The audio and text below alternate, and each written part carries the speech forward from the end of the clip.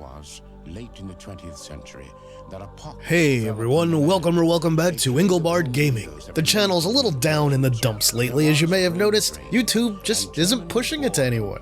So I thought, hey, what better time to toss out a shameless cry for attention in the form of a listicle video. Way to go, me. But seriously, I did a top 20 Genesis games list split into 2 videos almost 5 years ago. The quality wasn't great, more people watched part 1 than part 2, and I just wasn't happy with it, so I'm revisiting it now with my signature top 11 format. Returning viewers may notice that my voice sounds terrible. Yes, I'm sick again, and I know some of you have expressed some concern for my health in the comments, but I have to remind you guys that I am a public school teacher, so I encounter lots of nasty little bugs carried around by everyone's precious little bundles of joy.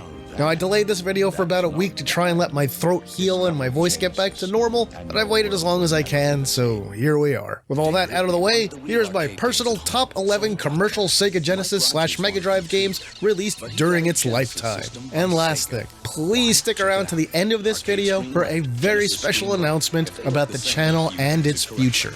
Now, let's get on with it. Last time I put the American version of the first Puyo Puyo on the list at number 11, which was known here in the States as Dr. Robotnik's Mean Bean Machine.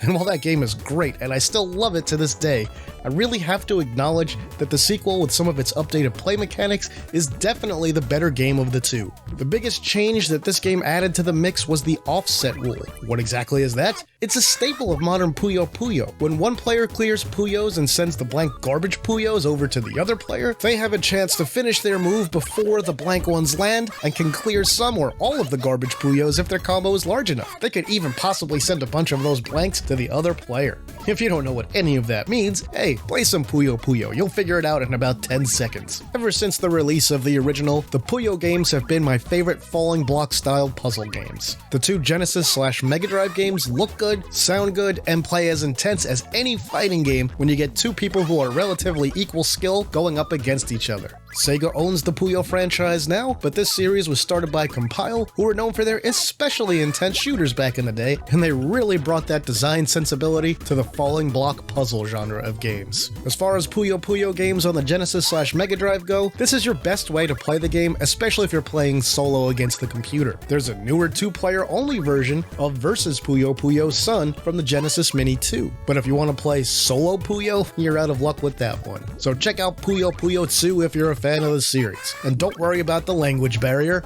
you'll be fine. Slightly downgraded from the number 9 spot last time to number 10 now is the original outing of Sega's Blue Blur Sonic the Hedgehog.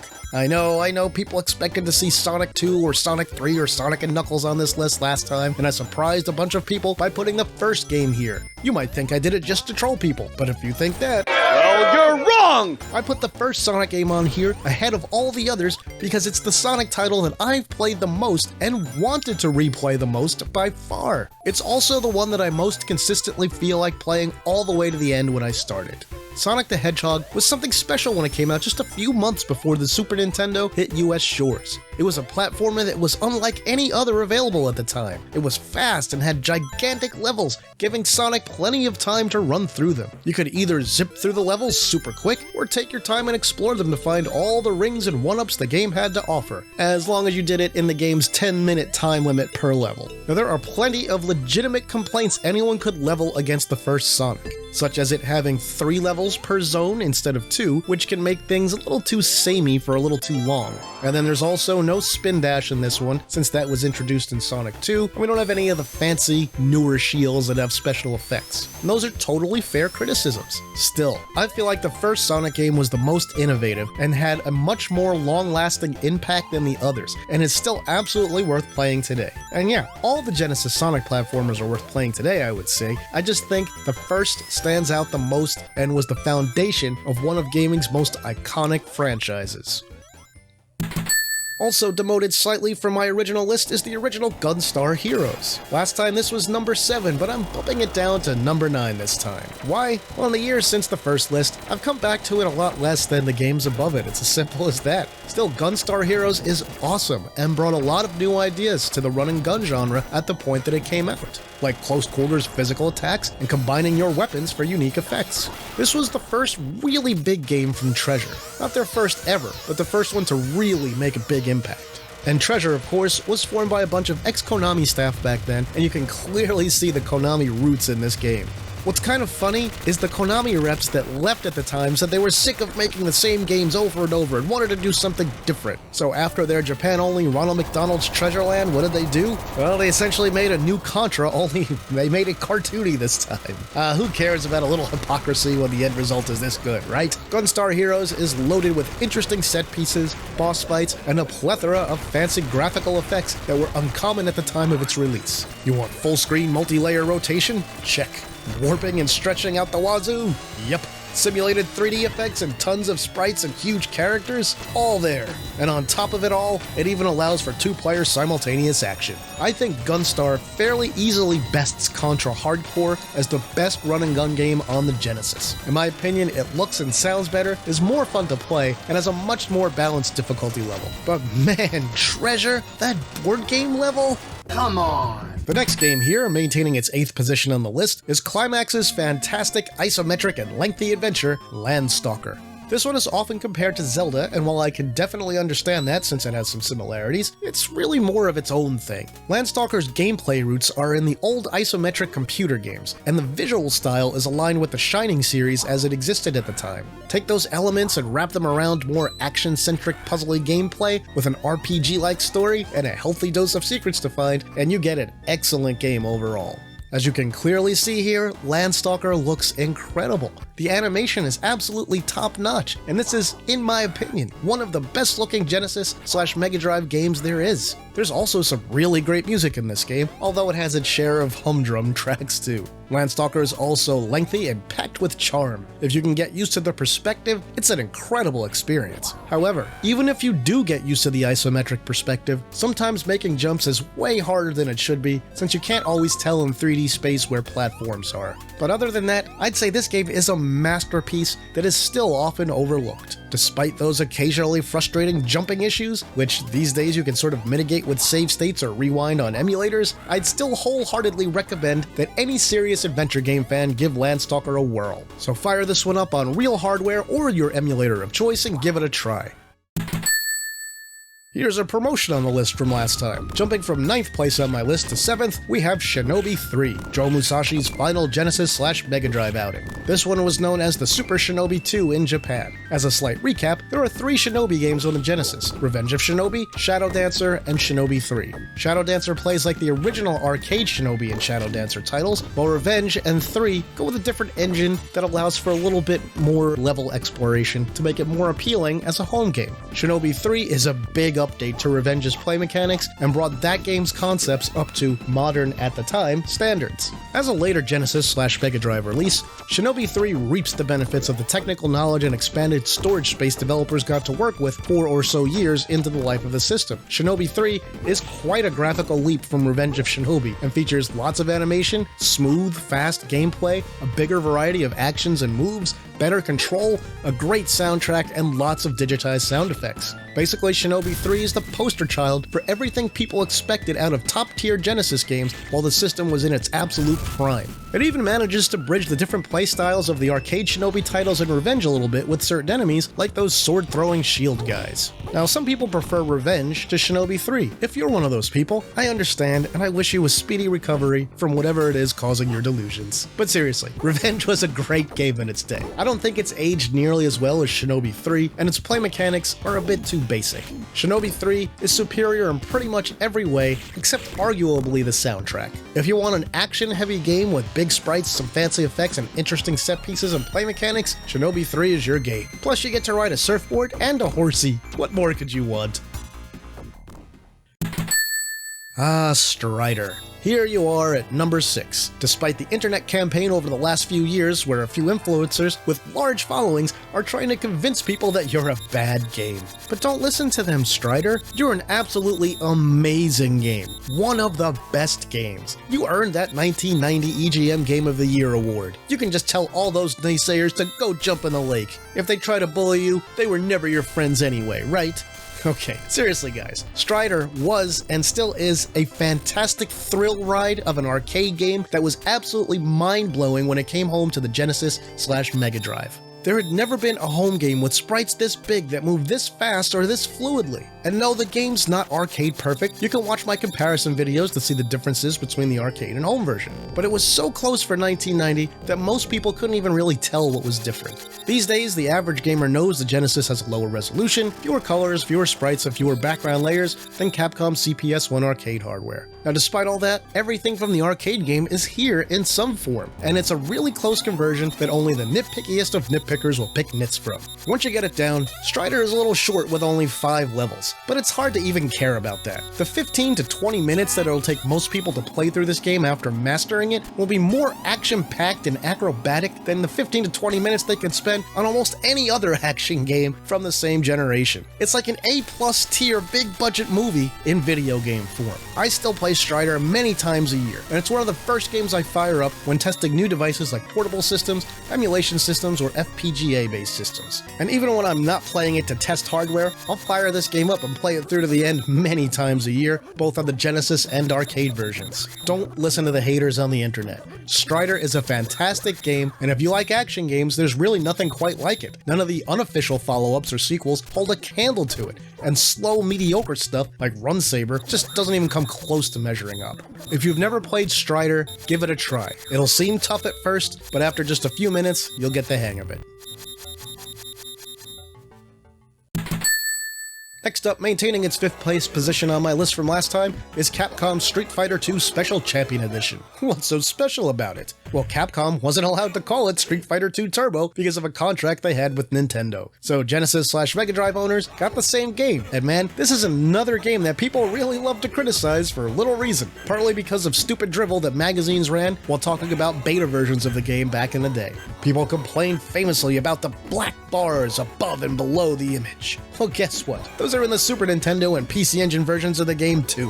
What originally got people mad was that in early versions of the game, Capcom combined the black bars, moved them to the top of the screen, and put the UI into that space, while moving the game image below that space. The game wasn't using any less screen real estate or fewer pixels in the backgrounds or sprites, but magazines made it sound like it was doing all of those things, and thus a flood of stupidity followed, and Capcom eventually relented and did things in the exact same way as the SNES version. How much the exact same? Well, they just ported all the graphics from the SNES game straight in the Genesis version using the low resolution mode of the Genesis, which happens to match the standard resolution of the SNES. They had to reduce the colors, of course, but otherwise, those are the same graphics. Anywho, Street Fighter II Special Champion Edition was the final result of what we ended up with on Genesis. The gameplay is awesome in this version, thanks to the fancy new at the time Genesis 6-button controller, which meant no more having to mess around with moving and reassigning buttons like some other versions of Street Fighter II on different consoles.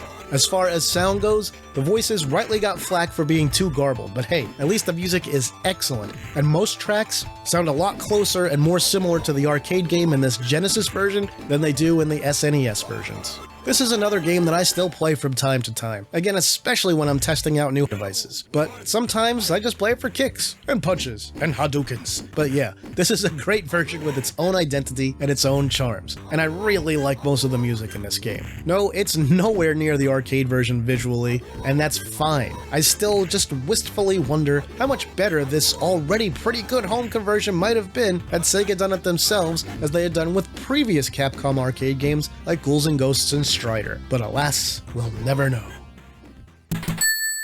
Alrighty, coming in at 4th place on my list once again is Technosoft's excellent horizontal shooter, Thunder Force 3. This is another game that, at the time it came out, was just utterly incredible. I really liked Thunder Force 2 when it accompanied the Genesis launch in the US, and it was suitably arcade-like for the time. But Thunder Force 3 pumps everything up to an entirely new level. Thunder Force 3 tosses out the overhead stages found in Thunder Forces 1 and 2, and in my opinion is a much better game for it. Technosoft went wacko with the parallax and line scrolling effects in this game, giving the backgrounds depth and effects that were especially impressive for 1990. As for the music, well, I think TF3 probably has Technosoft's best soundtrack ever, and is one of the best soundtracks on the Genesis. It is really, really good, folks. When it comes to gameplay, TF3 is also no slouch. It's a little easy on the default mode, so this is one where I actually recommend turning the difficulty all the way up to Mania for the best experience. But even on the Mania difficulty, it's easier than stuff like Thunder Force 4/Lightning Force on normal. But again, that doesn't make it worse. If you're wondering why Thunder Force 4 isn't on this list here instead, the answer is simple. I don't think the weapons are as good, it's got loads of slowdown during gameplay, and overall, while it's still a really good game, I find it less fun to play and experience than this one. And I don't care that it's harder, I just don't enjoy it as much. But you know what I like better? Playing Thunder Force 4 on the Saturn with the Thunder Force 3 weapon set. If only that was an option in the Genesis version, but it's not. Anyway, Thunder Force 3 was so good that it actually made the jump at the time from the Genesis to the arcade. The game was released into arcades as Thunder Force AC with some tweaks and level changes that made the game worse. Technosoft then took that version of the game and made some more level changes and tweaks, but added in terrible performance on top of that and brought it to the SNES as Thunder Spirits, which I highly suggest you avoid as if your life depended on it. Now, I did do a full game comparison in the past of the Genesis and Super Nintendo games. I highly recommend checking that out. I have it linked in the description. Now, if you like shooters or action games, play the Genesis/MD version of Thunder Force 3. It's one of the best and most enjoyable side-scrolling shooters ever made, and I'll die on that hill. Here we are at the top 3, and no, there won't be any surprises here. At number 3, we have Shining Force 2, which amazingly enough, is the sequel to Shining Force. This game improves upon the original Shining Force in every way. It's bigger, it's got more characters, it has a semi-open world to explore, the parties are larger, there are more classes, there's more stuff, it looks better, and the music is much better than the original. In my opinion, this game is just fantastic. It features some of the fastest and breeziest battles of any strategy RPG out there, and is the antithesis to slower-paced games like Fire Emblem. Oh, and despite some loose links to the first game, you absolutely do not have to have played the original Shining Force to appreciate this one. The biggest link in this game, as it turns out, is a mistranslation that I'll address in a different video later this year. The Shining Force 2 is a lengthy experience full of hidden and optional stuff to uncover. The only thing about the game that I don't like are the random battles in it, but most are pretty easy to avoid as long as you make sure you save before leaving any location. At first, you might think the occasional random battles are fine and help you level up your characters, which early on, they absolutely do. But at some point, and it happens pretty quickly, the enemies in these fights stop getting stronger, and eventually any action you take against them, including killing them, will only net you one lousy experience point, so they just aren't worth it anymore once that happens. A better idea would have been to include a few training arenas to build up weaker party members. Now, regardless of that, Shining Force 2 is an excellent game, and if you've never tried a strategy RPG, it's the absolute perfect one to start with. It shares a lot of common elements with genre heavyweights like Fire Emblem and Final Fantasy Tactics, but it's much faster and easier to play than either of those series. Also, like most of the Shining Force games, this one also features full towns to explore in normal JRPG fashion. I can't recommend this game enough. Try it out, and while you're at it, watch my entire Shining Force Retrospective series, conveniently linked below, because I care. Coming in at second place is the final entry Sega ever made into their traditional RPG series, Phantasy Star 4. Sure, Phantasy Star lives on today, but the new games are nothing like what came before them. This was Sega's last entry to the series that was a normal JRPG. Sega has always had this habit of dropping or radically changing games right at the time when the genre they're in explode in popularity. They demoted Shining Force into a so-so Diablo clone right at the point that strategy RPGs started to get popular, and they demoted Phantasy Star into a basic online RPG right after this game when regular RPGs were starting to explode thanks to the Final Fantasy series on PlayStation as it was headed into PlayStation 2. And in both cases, it was sad to see that happen, even if the PSO games are still pretty decent. Now, Phantasy Star 4 has links to all the prior games in the series, something that most RPGs of the era just didn't bother with. It looks great, has loads of music, some of it which is amazing, some less so. It has some really good, engaging story moments, cool anime-style cutscenes, and excellent traditional turn-based combat that is also lightning fast. PS4 is absolutely the pinnacle of the series, and it just does so much so right. Even things that often get overlooked in RPGs from the era, like character walking speed, are right on the nose here in PS4, with characters that move really quickly. PS4 also features a bunch of vehicles, travel across multiple planets, loads of locations, fast travel, and you can set macros for move combinations in battle to speed up the very fast combat scenes even more, or to allow for some secret technique combinations. The game is also satisfyingly long. It doesn't keep track of your gameplay time in-game, but I'd estimate most first-timers who try to do everything, including the optional stuff, will probably spend about 30 to 40 hours in this one. Once you have it down cold, then you're probably going to spend more like 15 to 20 hours in it, which is still pretty long for a 16-bit RPG of its time.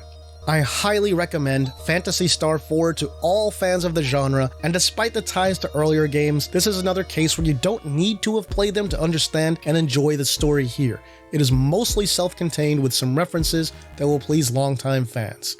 And while this is my second favorite Genesis/MD game of all time, it's probably also in my top 3 or 4 of all 16-bit JRPGs ever made for any platform. Phantasy Star 4 is a masterpiece, and any fan of the genre that hasn't experienced it should try and fix that immediately. This game easily stands shoulder to shoulder with stuff like Final Fantasy III and Chrono Trigger. Before we delve into number 1, enjoy a very short montage of the games that didn't make it into the top 11, but are still absolutely excellent. Musha is my favorite overhead shooter on any system, and has an intensity that's just completely unrivaled by any other overhead shooters on any other home consoles of the era. Monster World 4 is an adventure for the Genesis that isn't quite as Metroidvania-y as the game that preceded it, but it still looks and plays and sounds great. Ghouls and Ghosts, I mean, come on, this is a game that put the Genesis on the radar for many people in the first place. For the time that it came out, this port was downright amazing. Outrun on the Genesis gets a lot of flack, but it's actually a very well done conversion considering the system's lack of scaling hardware.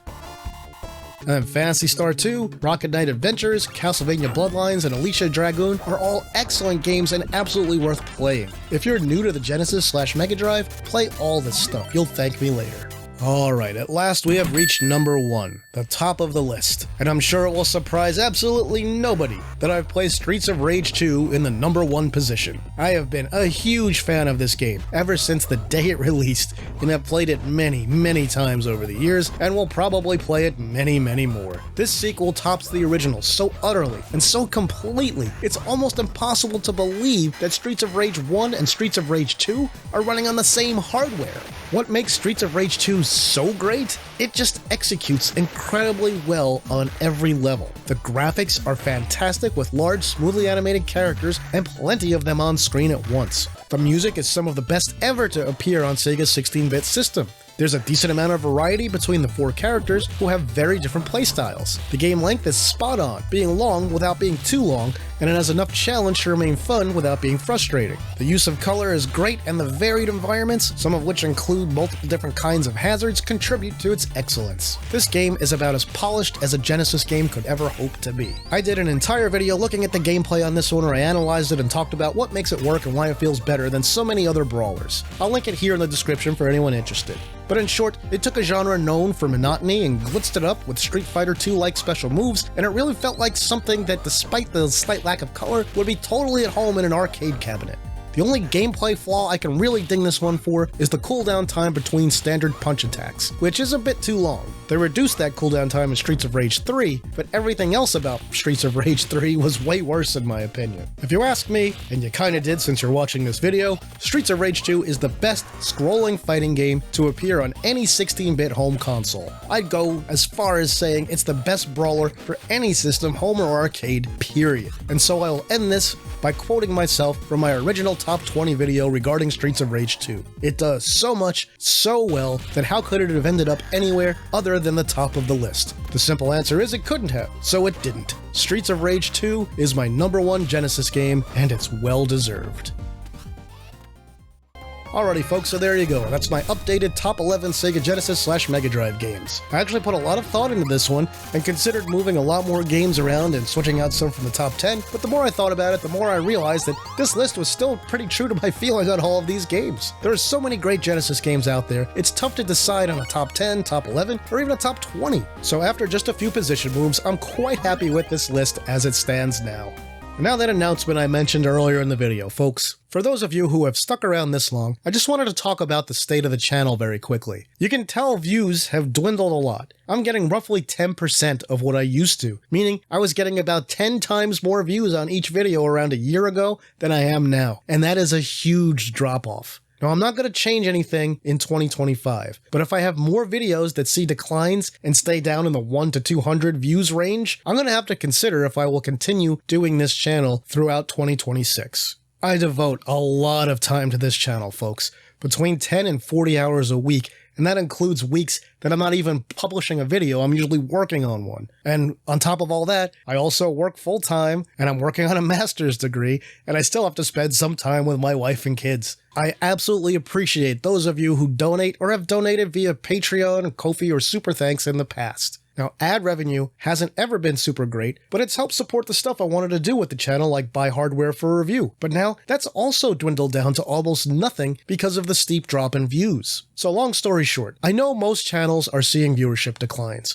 My declines are steeper than average, and I'm in a place right now similar to where I was about 3 years ago, and that's a gigantic step backwards. I love doing this and sharing this stuff with you all. But one thing I'm not going to do is shout into the void with videos that take so long to produce. Now, I'll update you on the channel situation in a few months and let you know how things are going, and I'll tell you all well in advance before I make any decisions. Now, I'm also going to make a special announcement on my Patreon, which actually I already did, where I've updated the lowest tier, and from this point forward, if I get just 5 Patreon signups at any tier level in the next 2 weeks, I'm going to add a special bonus to every tier. Access to ad-free versions of every video I make going forward for all Patreon members.